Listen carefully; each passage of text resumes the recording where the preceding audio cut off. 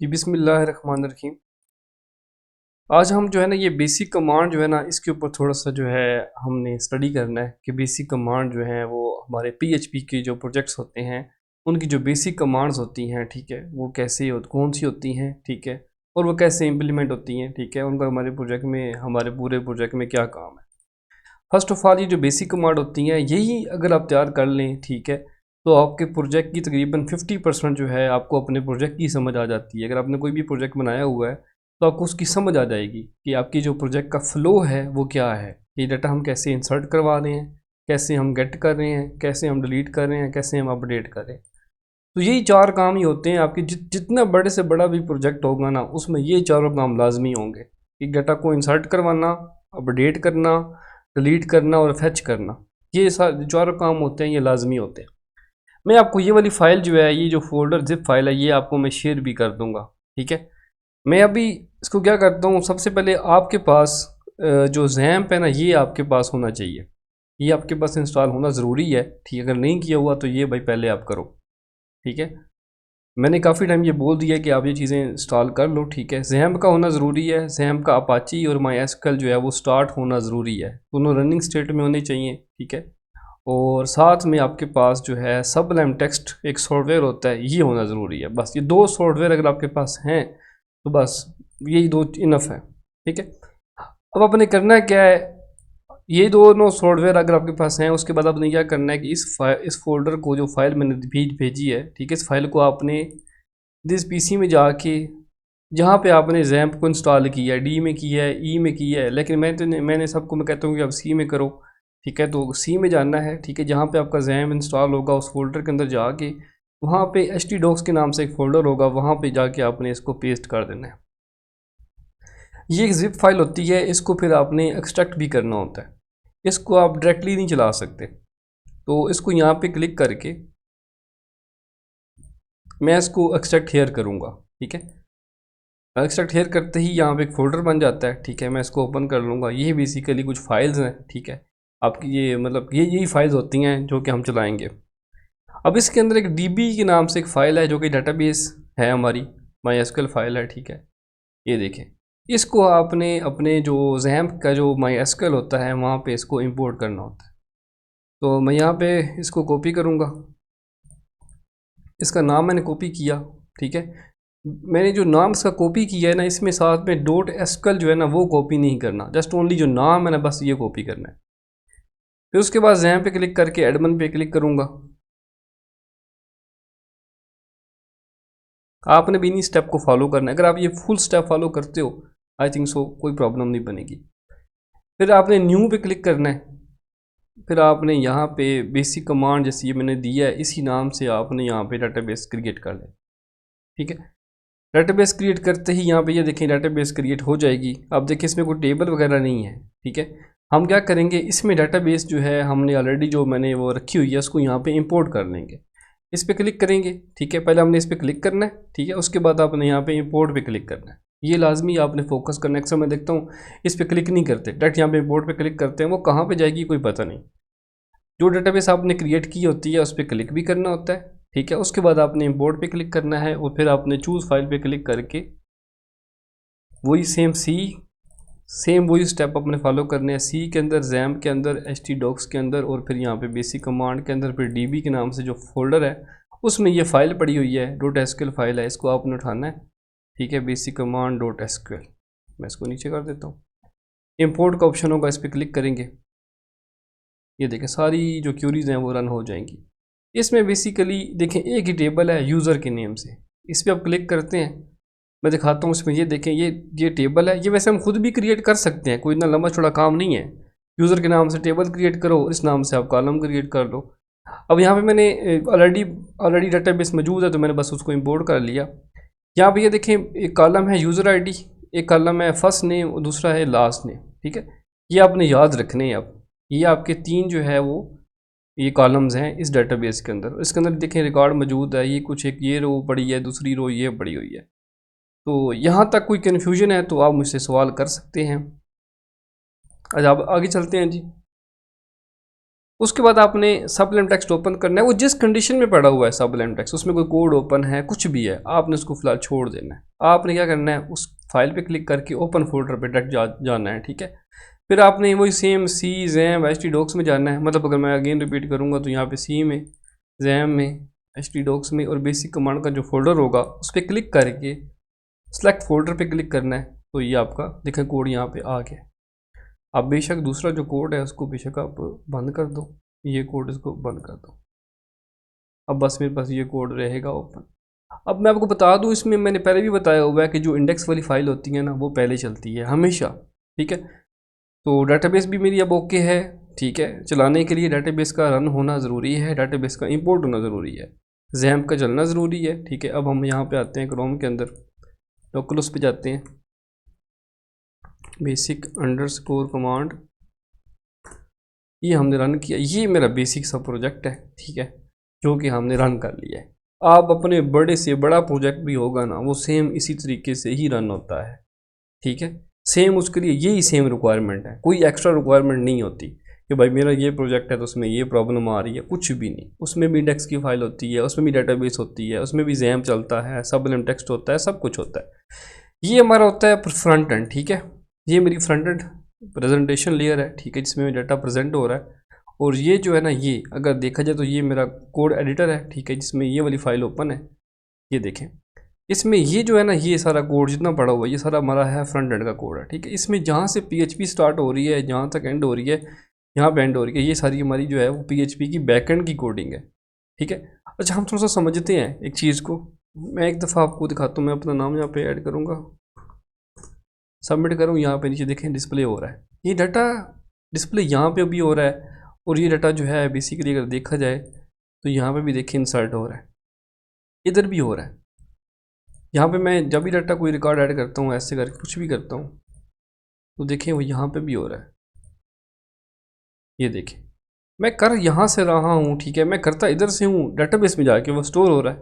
क्यों हो रहा है? क्योंकि हमने कनेक्शन बनाया हुआ है डाटाबेस के साथ में, टेबल वो सब कुछ दिया हुआ है। सबसे पहले जो आप कोड करते हो ना, ठीक है, इसमें एक फाइल होती है कनेक्शन के नाम से, आपने एक फाइल बनानी होती है। इसका नाम आप कुछ भी दे सकते हो, मैंने CONN.php रखा हुआ है, ठीक है। आप connection.php कर सकते हो, आप config.php कर सकते हो, इसके डिफरेंट डिफरेंट नाम है, database.php कर सकते हो। मतलब कनेक्शन बनाने के लिए जो कोड होता है बेसिकली वो ये उसका ये मैंने यहाँ पे इस नाम से मैंने एक फ़ाइल क्रिएट की। उसके बाद मैंने क्या किया, मैं इसको रिमूव करता हूँ। उसके बाद हमने क्या करना होता है जी, सबसे पहले हमने PHP को स्टार्ट करना होता है। PHP को स्टार्ट करने का तरीका कार ये है, अगर हाँ ये सवाल भी आता है वाई के अंदर कि PHP जो है कैसे जो है ना स्टार्ट की जाती है, मतलब PHP का जो है वो डिक्लेरेशन कैसे है। आपने कहा सर PHP हम ऐसे करके क्वेश्चन मार्क PHP लिखते हैं, और ये इसका जो है स्टार्टिंग टैग होता है, ठीक है, ये ऊपर वाला स्टार्टिंग टैग है और ये इसका एंडिंग टैग है। इसमें जो भी चीज़ लिखेंगे वो PHP का कोड कहलाएगा, ठीक है। ये इसका सिंपल सा आंसर है, ठीक है। ये स्टार्टिंग टैग है और ये इसका एंडिंग टैग है। अगर आप ये लगाएंगे ये नहीं लगाएंगे तो मतलब आप रोंग जा रहे हो, आपने इसको एंड भी नहीं किया, ठीक है। और इस कोड के लिए आपको जैम्प का होना ज़रूरी है। अगर आप जैम्प नहीं है, आपके पास सर्वर नहीं है, तो आपका ये वाला कोड रन नहीं होगा। और htdocs में इसको रखना ज़रूरी होता है। अच्छा, अब फिर उसके बाद वो सवाल नेक्स्ट सवाल होता है कि आप जो है PHP में वेरिएबल कैसे डिक्लेयर किया जाता है। हम यहाँ पे एक वेरिएबल डिक्लेयर करेंगे जी CON के नाम से, ठीक है, कनेक्शन के नाम से। अच्छा, पहले पे क्या था कोड इसका, CON, ठीक यही था। मैंने CON के नाम से जो है एक वेरिएबल थोड़ी डिक्लेयर किया, ठीक है। हम ऐसे करके वेरिएबल डिक्लेयर करते हैं। जब भी सवाल हो कि PHP में वेरिएबल कैसे डिक्लेयर करते हैं, तो आपने कहना सर $साइन के से जो है वो PHP में वेरिएबल डिक्लेयर किया जाता है। इसका सिंपल ये आंसर है। उसके बाद हम क्या करेंगे, ये मैंने एक वेरिएबल डिक्लेयर कर लिया, ठीक है। अब मैं यहाँ पे कनेक्शन बनाने लगा हूँ डाटाबेस के साथ। MySQLi अंडरस्कोर कनेक्ट के नाम से एक फंक्शन होता है, ये कॉल करना होता है, ठीक है। MySQLi अंडरस्कोर कनेक्ट ये एक फंक्शन है जो कि डाटाबेस के साथ कनेक्शन बनाता है। ये PHP का बिल्ट इन फंक्शन है, ये हमको एज इट इज़ कॉल करना होता है, इसमें कोई स्पेलिंग मिस्टेक नहीं करनी होती। ये जो फंक्शन है, ठीक है, ये हमें बनाया मिलता है। और इस फंक्शन का काम क्या होता है, डाटाबेस के साथ कनेक्शन बनाना, ठीक है। मैंने आपको बता दिया, अगर कोई कन्फ्यूजन है तो आप मुझसे सवाल कर सकते हैं आफ्टर दिस वीडियो, ठीक है। अब ये वीडियो एंड होने वाली है वैसे, तो नेक्स्ट वीडियो में कर ये नहीं जी। अच्छा, अब यहाँ पे इसके बाद आपने क्या करना है, यहाँ पे आपने बेसिकली अब इसके अंदर आप जो भी चीज़ लिखते हो ना वो बेसिकली पैरामीटर बनता है, पैरामीटर, ठीक है। ये फंक्शन है, फंक्शन के अंदर जो यहाँ पे जो चीज़ दी जाती है उसको हम पैरामीटर कहते हैं। मैं यहाँ पे बेसिकली 4 जो है पैरामीटर लूँगा, साथ में कॉमन लगाऊंगा ऐसे करके ना, 1 2 3 4, एंड पे कॉमन ही लगाते हैं, ठीक है। 1 2 3 और 4 पैरामीटर मैंने लेने हैं, ठीक है। सबसे पहले जो मेरा जो है ना ये सर्वर, ये कौन सा है, लोकल होस्ट है, ठीक है। तो मेरे होस्ट एड्रेस है वो लोकल होस्ट है, ये आपने याद रखना है, लोकल होस्ट होता है, ठीक है। ये डाटा लगा दें, बेशक सबका सेम ही होता है। उसके बाद यहाँ पे आता है यूज़र नेम, तो यूज़र नेम मेरा होता है रूट, ठीक है। ये आपने याद रखना है हमेशा, जैम का जो है ना जो जैम्प होता है, ठीक है, इसका जो एड्रेस होता है ना वो लोकल होस्ट होता है, और जो यूज़र नेम होता है वो रूट होता है। यहाँ पे पासवर्ड आपने कुछ भी नहीं देना, यहाँ पे फिर डेटाबेस का नाम देना होता है। अब डेटाबेस यहाँ पे देखिए काफ़ी डेटाबेसेस पड़ी हुई हैं, ठीक है। अब आपने कौन सी चूज़ करनी है वो आपके ऊपर डिपेंड है। मैं बेसिक कमांड चूज़ करूँ, मैं ये करूँ, मैं ये करूँ, जो मर्जी चूज़ कर लूँ। मैं यहाँ पे बेसिक कमांड को चूज़ करने लगा। बेसिक, स्पेलिंग में मिस्टेक नहीं होनी चाहिए, ठीक है। इतना सा कोड, बस ये इतना सा कोड मैंने किया। अब मैं इस फाइल को ज़रा रन करता हूँ। मैं यहाँ पे आऊँगा, लोकल होस्ट कनेक्शन जो है उसकी फाइल जो मैं यहाँ पे रन कर लेता हूँ .php। अच्छा, ये अब खाली आ रहा है। अगर ये खाली आएगा तो मतलब ये है कि डेटाबेस आपकी रन हो चुकी है। अगर यहाँ पे कुछ छोटी मोटी मिस्टेक, जैसे मैं यहाँ पे ये करता हूँ, ठीक है, अब देखिए एक एरर शो करेगा कि एरर आ रहा है। वो कह रहा है कि अननोन डेटाबेस है इस नाम से, डेटाबेस मतलब है ही नहीं। वो बाकायदा बता भी रहा है कि भाई आपका जो कनेक्शन की जो फाइल है उसके लाइन नंबर 3 के अंदर जो आपने कोड लिखा है उसमें अननोन डेटाबेस है बेसिक कमांड के नाम से, उसको भाई चेक करो क्या इस नाम से डेटाबेस आपके उसमें PHP में एडमिन में मौजूद है भी सही कि नहीं। तो वो नहीं है, ऑब्वियसली नहीं है, इस नाम से कोई भी नहीं है, तो इसलिए यहाँ पे इसने मिस्टेक दी। अगर मैं यहाँ पे ऐसे करके इसको दोबारा अगेन रन करूँगा तो वो बोलेगा ठीक है। ये देखें, अगर मतलब ये खाली आता है, ठीक है, तो मतलब ये है कि आपका कनेक्शन बिल्ड हो गया है। पहला काम अपने ये करना होता है। इवन अब यहाँ पे मिस्टेक करो फिर भी वो बोलेगा कि आपका जो होस्ट एड्रेस है वो रॉन्ग है। अभी होगा, ये देखें, नो होस्ट इज़ नोन, ठीक है, कि मतलब इस टाइप का तो होस्ट भी नहीं है, लिहाजा जो होस्ट एड्रेस है वो भी सेम दो, तो यूज़र नेम भी सेम दो, पासवर्ड आपने खाली छोड़ना, इसमें इवन के स्पेस तक नहीं देनी है आपने, कुछ भी नहीं, हमें ऐसे खाली होना चाहिए। ये बेसिकली कनेक्शन की बनाने का तरीकाकार है। अब ये सवाल भी होता है वाईफाई के अंदर कि मुझे कनेक्शन वाली फ़ाइल बना के दिखाएं या कनेक्शन वाली फ़ाइल का कोड लिख के दिखाएं। वेरी वेरी वेरी इंपॉर्टेंट, ये इतना इंपॉर्टेंट है, यकीन करें कि मतलब प्रोटोटाइप फेज़ में ये सवाल तकरीबन आप समझें कि 70 to 80% आपसे ये होना है, और आपने ये करना है, ये कोड करके दिखाना है उसको, ये पूरा कोड खुद से लिखना है, ठीक है। तो ये चीज़ जो है ना आपने रट लगा लेनी है भाई, ठीक है, कि अब हो क्या रहा है। अब बेसिकली थोड़ा गौर से समझिएगा कि हो क्या रहा है। यहाँ पे ये जो फंक्शन है, ठीक है, हमने इसलिए लिखा कि यहाँ पे हमने इस पैरामीटर सेट किए हैं। पहले हमने बोला कि भाई हमने कहाँ पे जाना है, फॉर एग्जांपल यहाँ पे लिखना है अपने पाकिस्तान, पहले आप पाकिस्तान में जाओगे, ठीक है। पाकिस्तान में जो है आपने जाना है, ठीक है, आपके पास आपका फिर पासवर्ड आईडी वो पूछेगा, तो आपने ये आईडी पासवर्ड देना है, ठीक है। उसके बाद यहाँ पे जो आपका एड्रेस है ये डेटाबेस का एड्रेस होता है कि भाई आपने जाना है फलां के घर, ठीक है, और उनसे आपके जाके मिलना है। आप इसको ये ले सकते हो, कंसिडर कर सकते हो। तो ये बेसिकली आपका एक वे है, मतलब आपको एक होस्ट एड्रेसिंग प्रोवाइड की जा रही है, ठीक है, कि आपका कौन सा होस्ट है, ठीक है, आपने किस लोकेशन पे जाना है। उसके बाद वो आपसे यूज़र आईडी वगैरह मांगेगा तो आपने वो देना है, ठीक है। साथ में आपने जो भी डेटाबेस का नाम है वो आपने सेलेक्ट करना है, ठीक है। अब ये मुकम्मल जितनी भी इंफॉर्मेशन है, ठीक है, ये पूरा फंक्शन ये वाला चलाता है। लाने के बाद वो यहाँ पे हमने जो वेरिएबल डिक्लेयर किया है, इस वेरिएबल के डिक्लेयर करने का मकसद सिर्फ यही है कि इस पूरी फाइल को उठा के इसकी जो वैल्यू आती है वो उठा के इस वेरिएबल में पुट की जाए, और ताकि हम उस वेरिएबल को वहाँ पे आगे यूज़ करें। मतलब मैं एग्जांपल देता हूँ, एक फ़ाइल यहाँ पे पड़ी है, यहाँ पे मैंने लिखा हुआ है config.php, इंक्लूड करवाया है, ठीक है। इंक्लूड का मतलब होता है कि इस फाइल को जो है वो यहाँ पे इंक्लूड करवा दिया जाए, ठीक है। मैं फॉर एग्जांपल यहाँ पे इसको ऐसे करके रिमूव करता हूँ ना, ठीक है। यहाँ पे फिर क्या होगा, आपने ये पूरी लाइन जो है यहाँ पे ऐसे करके लिखनी होगी, ऐसे करके, ठीक है। तो बजाय इसके कि मैं पूरी लाइन बार बार हर फाइल के अंदर पेस्ट करूँ, इधर भी पेस्ट करूँ, इधर भी पेस्ट करूँ, पता नहीं मुझे कहाँ कहाँ पे इसको यूज़ करना पड़ेगा, ठीक है। ये देखिए यहाँ पे भी यूज़ हो रही है। तो मैं बेहतर नहीं है कि मैं इस कोड की बजाय, ठीक है, एक अलग से फाइल क्रिएट करूँ, ठीक है, जैसे मैंने ये बनाई हुई है, और उस फाइल को बाकी फाइलों में इंक्लूड करवा दूँ। अब इसमें मुझे दो फ़ायदे होंगे।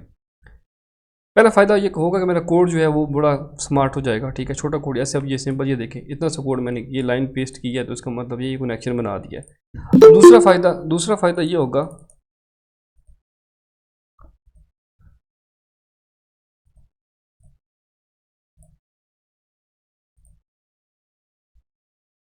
अब यहाँ पे दूसरा फ़ायदा ये होने वाला है कि अगर जो है मैंने डेटाबेस यहाँ पे चूज़ कर ली है, इधर चूज़ की है मैंने फॉर एग्जांपल ये 1, ठीक है, और यहाँ पे चल बेसिक कमांड 1 जो चल रही होगी, नॉर्मल चल रही होगी, मैं यहाँ पे 2 यूज़ कर लूँ, मैं कुछ और यूज़ कर लूँ, यहाँ पे मैं SMS ये डेटाबेस का नाम अगर मैंने क्रिएट किया है, तो मुझे फिर ये जो नाम है ना, ये वाला नाम मुझे फिर यहाँ पे भी चेंज करना पड़ेगा, इधर भी चेंज करना पड़ेगा, हर फाइल के अंदर जाके बारी बारी सब में चेंज करना पड़ेगा। तो इससे बेहतर यही नहीं है कि भाई मैं यहाँ पे एक फ़ाइल ये वाली इंक्लूड करवाऊँ, इधर चेंज करूँगा ना तो सब में वो सेम ही फाइल चल रही होगी, तो वो सेम ही उसको कंसीडर करेगी। ये फ़ायदे इस चीज़ को ख़त्म करने के लिए बेसिकली यहाँ पे ये अलग से एक फ़ाइल बनाई जाती है, ठीक है। उस पूरी फाइल का जो कोड है, ठीक है, उठा के इस वेरिएबल में पुट किया जाता है, ताकि हम इस वेरिएबल को अगली फाइल्स के अंदर यूज़ कर सकें, लाइक डैट, जैसे कि हम यहाँ पे यूज़ कर रहे हैं, ठीक है, जैसे कि हम यहाँ पे यूज़ कर रहे हैं, जैसे कि हम यहाँ पे यूज़ कर रहे हैं। अच्छा, अब यहाँ तक कोई कन्फ्यूजन है तो प्लीज़ पूछें, हम इसको आगे फिर मज़ीद डिटेल में पढ़ते हैं। वो इसकी जो वीडियो, अच्छा जी, यहाँ पे जो जहाँ पे जो असद दिया होगा, ठीक है, यहाँ पे जो भी हम डिटेल देते हैं, यहाँ पे फर्स्ट नेम मैंने यहाँ पे दिया इस इनपुट फील्ड के अंदर, यहाँ पे मैंने नमाज दिया, ठीक है। ये जो इनपुट फील्ड है, ठीक है, इसमें जो नेम होता है ना, यहाँ पे आके जो है वो असद जो है वो स्टोर होगा, ठीक है। फिर यहाँ से इस फाइल के अंदर रन होगा, ठीक है, ये फाइल आपकी ओपन होगी, यहाँ पे आएगा, ठीक है, फिर पोस्ट मेथड यूज़ होगा और इस वेरिएबल में आके स्टोर होगा। सेम एज इट इज़ जो नमाज होगा वो भी सेम टू सेम इधर आके स्टोर होगा। इसमें जो ये रेड कलर के होते हैं, मैं अगेन रिपीट करता हूँ कि रिकॉर्डिंग जो है ना वो नहीं हो रही थी, तो ये रेड कलर का जो होगा ये बेसिकली हम इसको कहते हैं सुपर ग्लोबल वेरिएबल, ठीक है। ये बिल्ट इन होता है, इसको हम चेंज नहीं कर सकते क्योंकि हमें ये बना बनाया मिलता है, क्योंकि PHP का जो है बना बनाया ये वेरिएबल है। इसको बस आपको यूज़ करने का पता हो कि हम इसको क्यों यूज़ करते हैं, ठीक है। ये जो नाम से बिल्कुल ये जाहिर है कि पोस्ट, इसका मतलब ये होता है कि इसने पोस्ट मेथड को यूज़ करना होता है। अब जैसे मैंने बताया था यहाँ पे जो मेथड हमने यूज़ किया है वो कौन सा है, पोस्ट है। तो ऑब्वियसली जब हम ये पूरा जो है यहाँ से डाटा हम भेजेंगे, ठीक है, इस फाइल के ऊपर, तो वो यहाँ पे बताएंगे कि मेथड कौन सा है। यहाँ पे पहले मेथड चेक होगा, ठीक है।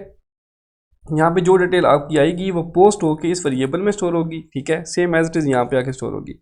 इसमें ये जो वाइट कलर के हैं सारे, ये हम इसको कहते हैं यूज़र डिफाइंड वेरिएबल।